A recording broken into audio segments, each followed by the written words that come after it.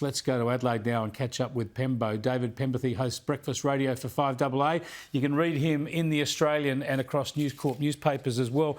Good to talk to you, Pembo. Look, you, like me, have spoken a couple of times to Mark Green and his family. I think you had them on your radio program this morning. A last-minute reprieve, but I mean, surely the minister's just got to make this decision and take them off tenterhooks. It's not hard to work out. No, it's not. I think this should be the easiest decision in the world for Andrew Giles to make. Actually, it's funny, mate. You're right. They did come on the radio show this morning. They came into our studio at 5AA in Highmarsh Square just after 8:30. And as I was getting into the lift here to come into the studio, I bumped into Mark and we just the elevator doors opened and he went, "Mate, it's you again." So I've seen him. I've bookended the day by bumping into the excellent Mark Green, but I've spoken to him probably 5 or 6 times now, and he's just a stand-up bloke. And, you know, I think part of the reason, and it's interesting, you know, because I don't say this in a sort of judgmental way, but a lot of these asylum-based sort of stories, people seeking clemency, permanent residency and what have you, a lot of these stories become sort of causes celeb, pardon my French pronunciation, for the chattering classes.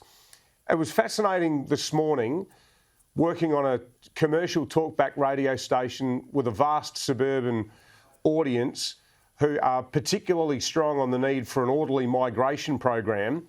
We did not get one text message saying, "Nah, let them go."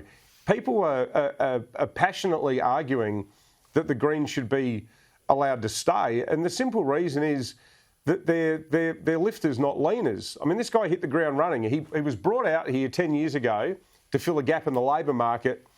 The only time he's ever stopped working was when a few of the solar companies he was working for went under. His wife works at Villiers Bakery. His daughter wants to work in aged care. She did well at the local state school where they live. She wants to go to UniSA to do an aged care health course.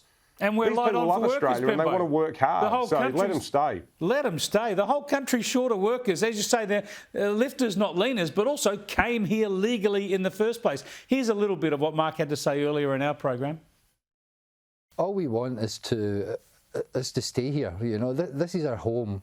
My daughter wants to go to university and she can't go to university. Our friends have already started university, you know, and it's not fair on a young teenage mind, you know.